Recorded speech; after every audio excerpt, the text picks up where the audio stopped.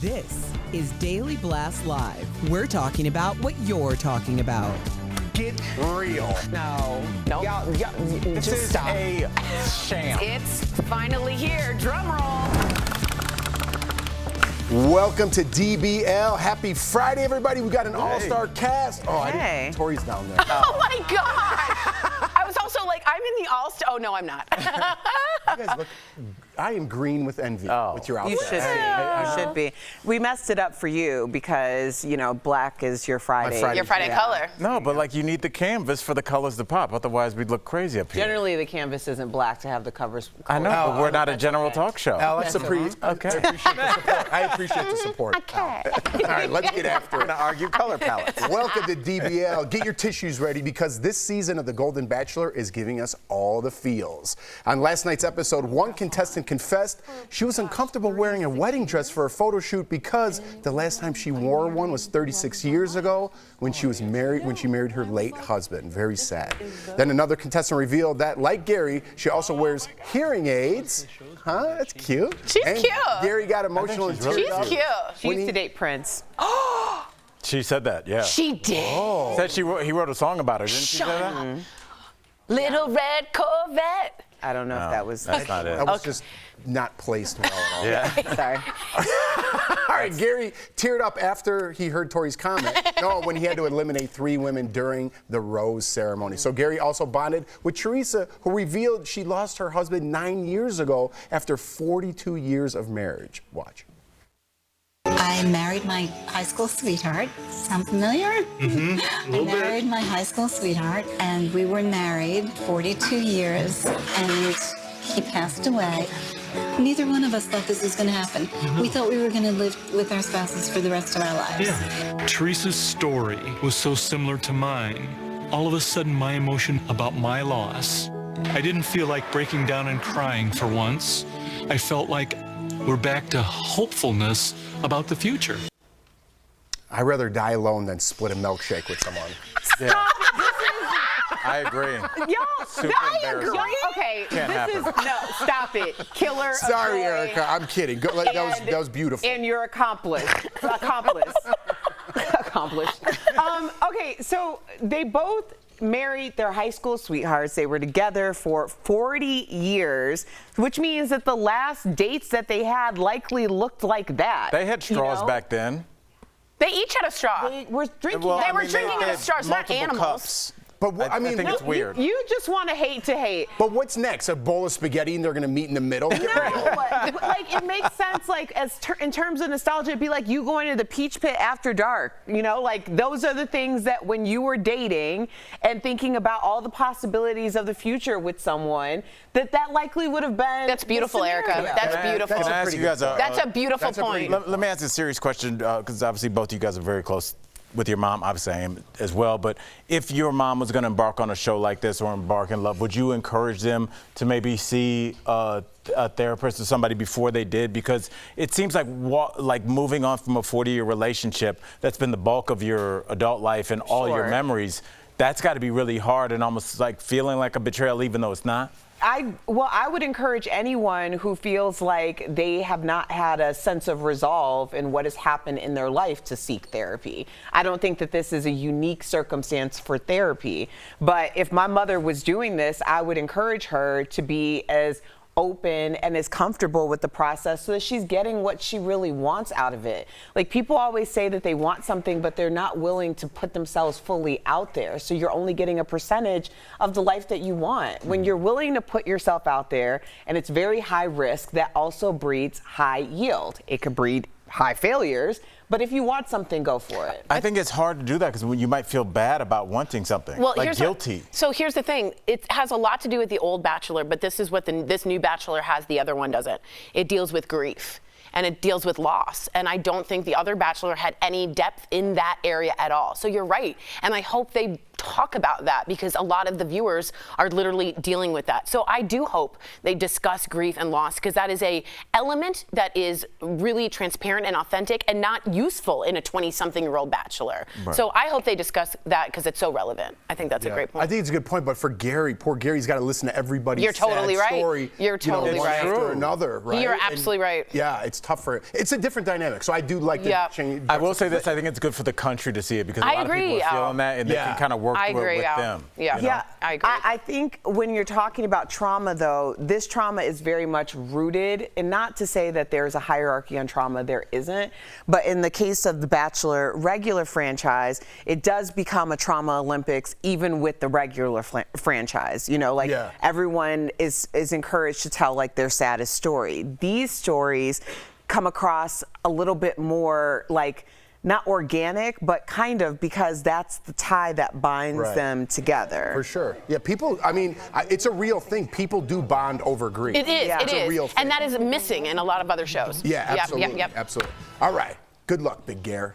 Travis Kelce's mom, Donna, like that transition, was on the Today Show, dishing about all the attention around her son's rumored romance with Taylor Swift. It's still rumored? I thought they were together. Let's take a look. Things have gotten even bigger lately. Yeah, it's like every week it's like something new. Like, really? Yeah, it's. I feel like I'm in some kind of an alternate universe. It's just really, really strange, but it's fun. It's a great ride.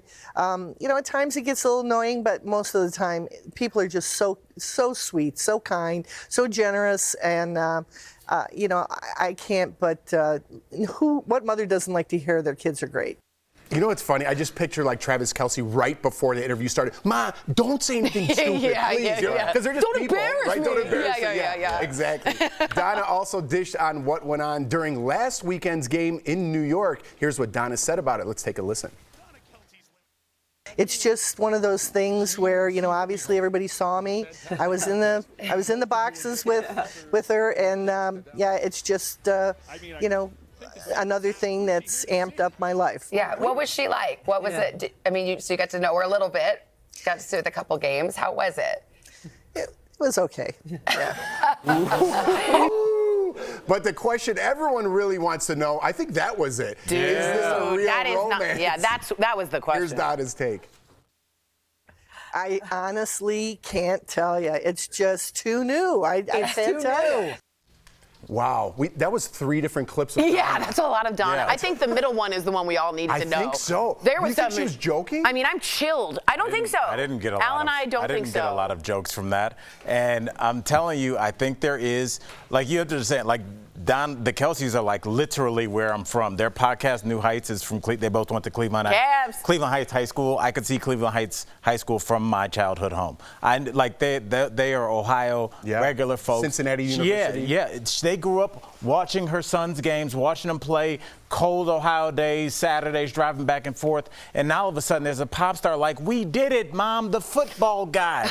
And she's like, look, dude, I'm trying to read this coverage to see if my son can go over the middle and keep his life, you know, and I really do think that she resents now, like all these new people, and now she's answering questions about her rather than her son. And I think it was all said by like, that was a little frosty interview, Kyle. What if it goes back to what I said, like, Ma, please don't embarrass me, and she was just kind of Can I be honest really quick? It tight. She knew that one soundbite would go out to everyone with what she thinks of Taylor, and she said that. I don't think she thinks that much about She's on the Today Show talking about the one thing everyone's being on camera like that. I think was she invited to the Today Show to talk specifically about Taylor? Well, it doesn't matter because that's the clip that will go. It does matter. Well, it'll go viral. That's what matters based on her reaction. If there was a bait and switch in her mind, and I think Al is right, and this is no shade to Taylor, it could have been anyone.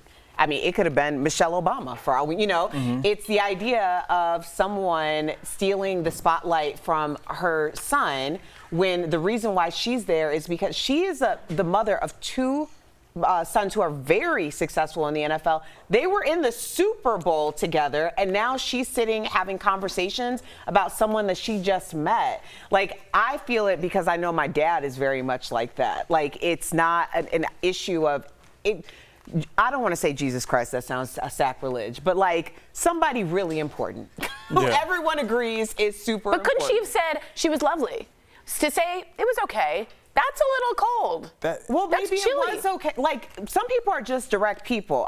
She doesn't come across to me as someone who's going to sugarcoat anything. If that's on her mind, then that's on her mind. But it's going to go viral. She should know right, that. But here's the other thing that might be missing. If you have media training, you would care about but, that. I don't think she cares. I don't think she cares. Here's the thing that people are missing in general when it comes to Adana, because I really do believe that Al's right. And again, this is no shade to Taylor. It really isn't about her. But in Donna's mind, it really isn't about her. So she might be thinking too, because Donna has friends who are like, Donna, girl, if this doesn't go right, then Travis might be in some trouble. And now Donna's thinking about what's going to happen to her son's image if it doesn't go right in the wrong way. So there's a lot of things to consider, especially when you're in a mama bear situation. And again, it has nothing to do with the specific person. It's just the situation. I don't think she likes her. That's a good, I didn't even think about, she's his mom. She's looking out for his best interest. But she's also on the Today Show in public, and what she says. You can't take the mama out of here. Agreed, but she could say she was lovely. Y'all don't understand. There's different people on this All right, planet. let's continue to talk at the break. We got to run. Check us out on YouTube. Coming up on DBL, Sherri Shepherd puts up hidden cameras in her son's room to spy on him and his girlfriend. What do you think about this? And a clip of Jay-Z saying he wouldn't loan money to a family member. Erica's going to break it all down in her segment, What Erica's Watching. Hove.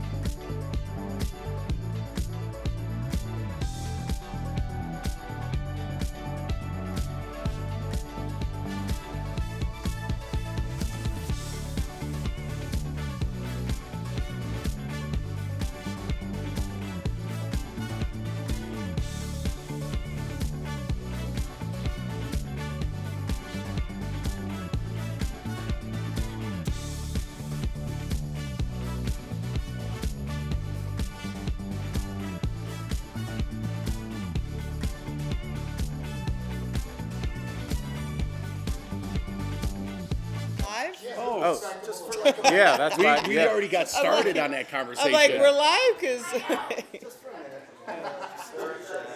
Oh, we're talking now.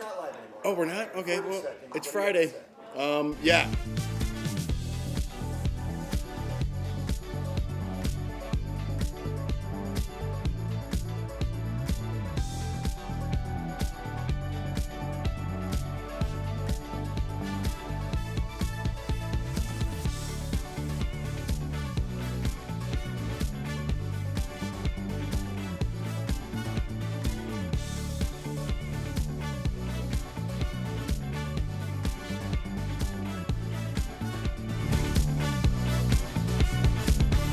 Welcome back. You might be surprised just how much SZA loves her fans. While some Jay-Z fans are actually hating on him, and is Miss Carter finally serving us visuals for Renaissance? That's all in this week's What Erica's Watching. SZA's SOS album knocked Taylor Swift's Midnights out of the #1 spot back in December, breaking records worldwide. Well, she's also currently on tour and feeling the love from her fans, aka the Scissors.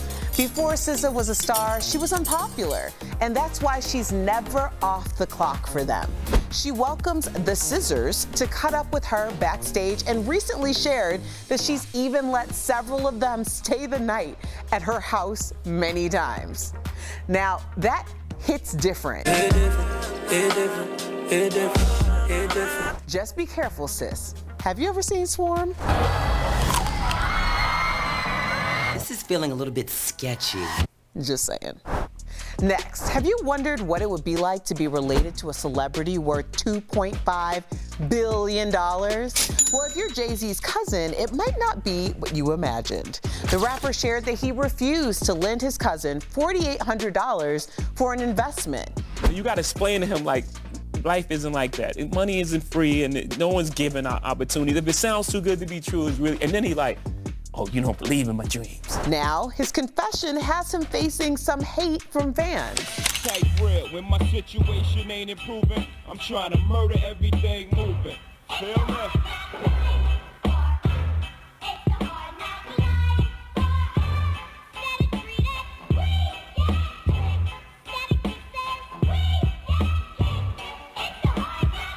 Listen, if Jay-Z and Beyonce were my cousins, our family bond alone would be priceless. I would just get a loan from the bank. And finally, Queen Bee is going to the box office. After wrapping up her Renaissance tour, she announced Renaissance, a film by Beyonce. The project is set to hit theaters on December 1st. If this new film is anything like Homecoming,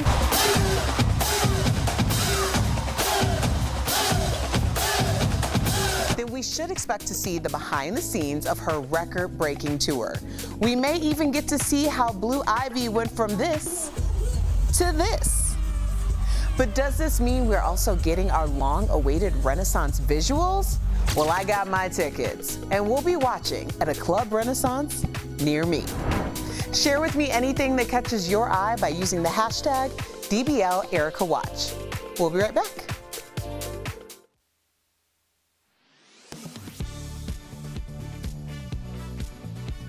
Carving the perfect pumpkin. It's something many families will do this October. To give it a longer shelf life, some people will dump the jack-o'-lantern in vinegar or even a bleach solution. Clorox, a company that makes bleach, says to preserve a carved pumpkin, you can dilute the bleach by adding no more than a tablespoon of bleach per gallon of water and then dunk your pumpkin in for a few seconds. But this social media post warns people against that, saying it could harm any wildlife that comes along and eats the pumpkin. Is that true? Let's verify. Our sources, Jennifer Gordon, director of Carolina Waterfowl Rescue, and the U.S. Department of Agriculture. Bleach is commonly used in agriculture, but the USDA cautions against its household use to clean raw fruits and vegetables that you intend to eat. But what about your pumpkins?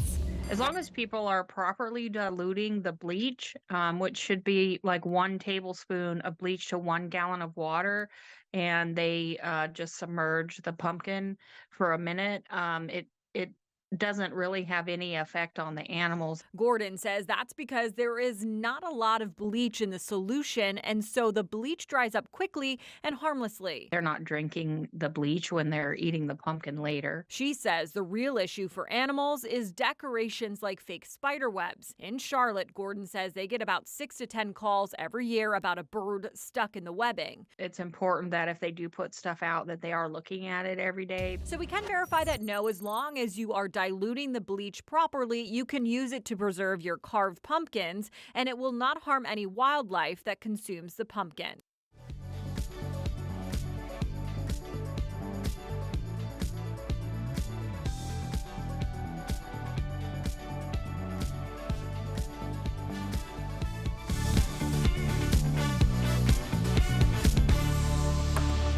Welcome back to DBL. So Sherry Shepherd has admitted to spying on her teenage son in their home. On Andy Cohen's podcast, Sherry said she put a camera in the family room when her son had his former girlfriend over, but then they went into his bedroom and she covertly put a camera in there as well. Let's have a listen.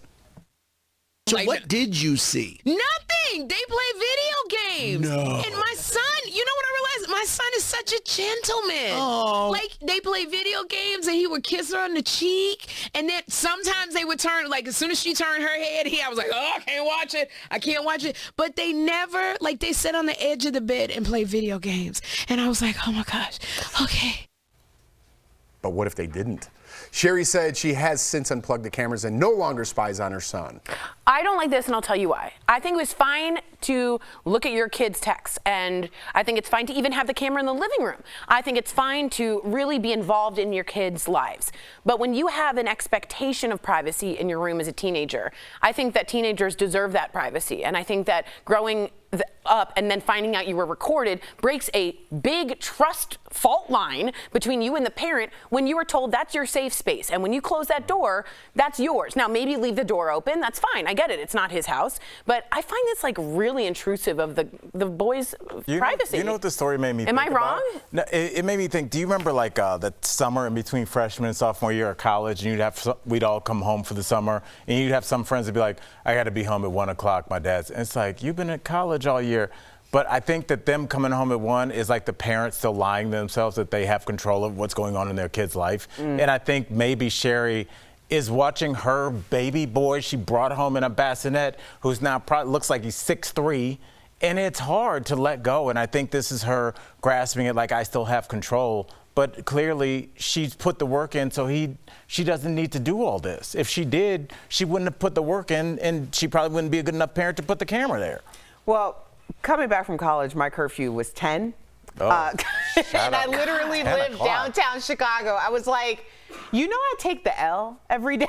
Like, I can stay out in the That's suburbs. like a late happy hour like in Chicago. midnight. Like, it's so weird. Anyway, but to Tori's point about the expectation of privacy, I'm not saying what Sherry did was right. I think that she realizes that there might have been some issues with what she did.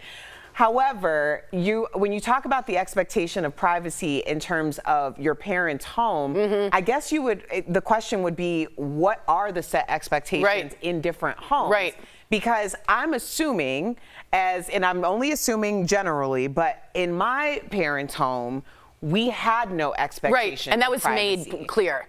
It was very clear, and we were told that if we wanted privacy, privacy came at a cost, and privacy was the cost of rent. So at somebody else's place that they owned or whatever. So it's interesting because I feel like between Sherry's generation and her son's generation, so much has changed that you almost have to like have those conversations with other parents to be like, am I too old school I will about say this, there is a figure of speech called the preacher's daughter, and it's there because children that are restricted at home are going to potentially backlash from that. That's the trust fault line right there. When you are suppressed at home. What about the mortician's daughter? Look, even worse, Erica. Nobody.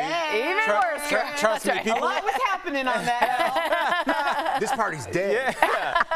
Good one. Thanks. I liked it. That was funny. That was good. Just real quickly, my other thing is just think about the other parents involved in this, right? Say something did happen and they did have sex. Now your child is on camera. That's child pornography. Sex, and then you're like, what are you going to do with that tape? Exactly. Now what? You want something from me? It's like a very extortion. It's just pornography. weird. I don't like it. You just shouldn't have that. Yeah, you should not. It's a big bowl of like no good. She kind of flip-flopped on her. Whatever. We'll be right back. Good talk. Yep.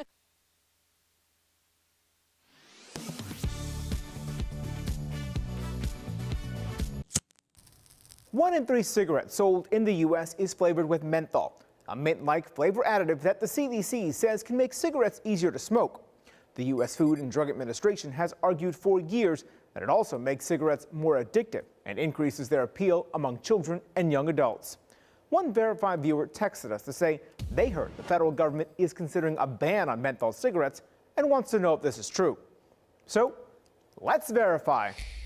Our sources are the FDA, the Office of the Federal Register, and the Tobacco Products Scientific Advisory Committee. In 2009, Congress passed the Family Smoking Prevention and Tobacco Control Act. The law created a committee to study the health impacts of menthol cigarettes. 2 years later, the committee recommended the FDA ban the flavor. The agency began accepting public comment about what to do, but took no further action. In 2018, the FDA again accepted public comment, and took no action. Then, last year, the FDA proposed a ban on the manufacturing and sale of menthol cigarettes and planned to finalize the rule by August 2023. But it's still in the works. So, yes, the FDA is considering a ban on menthol cigarettes and has been for 14 years, but it still hasn't finalized a plan to actually do so. With your Verify, I'm Brandon Lewis.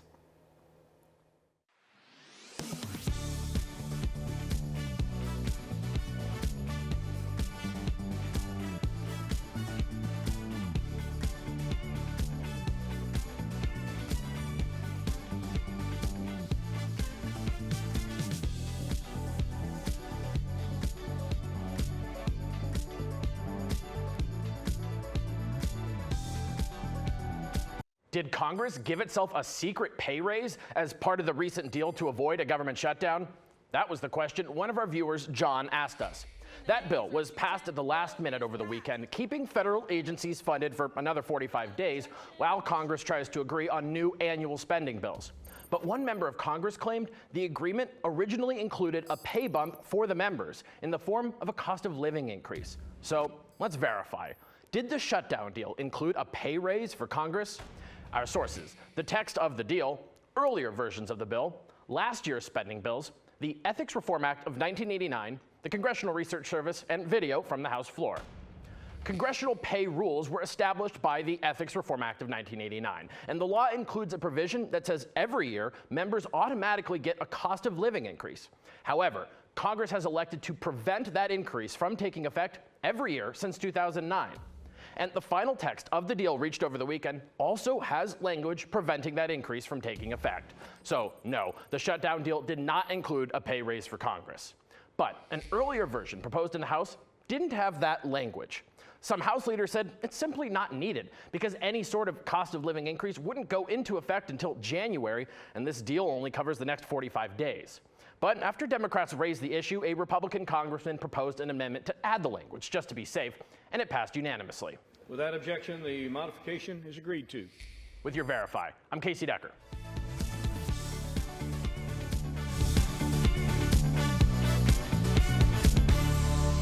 Welcome back. If you're about to remodel your bathroom, there are several new design ideas trending on TikTok right now that you might want to consider. We're talking about it in today's tips, sponsored by Jacuzzi. First, turn your shower into a steam room with a built-in bench. I love it. Next, take your shower to the next level with a built-in nook. And finally, this is pretty cool, add a towel rack heater for a nice warm towel. Ooh, that's getting spoiled right there when you need it. If you want to start your remodel, Jacuzzi can help you do it the right way. Jacuzzi offers an unmatched, stress-free remodeling process. Visit jacuzzibathremodel.com or call 800-990-6837.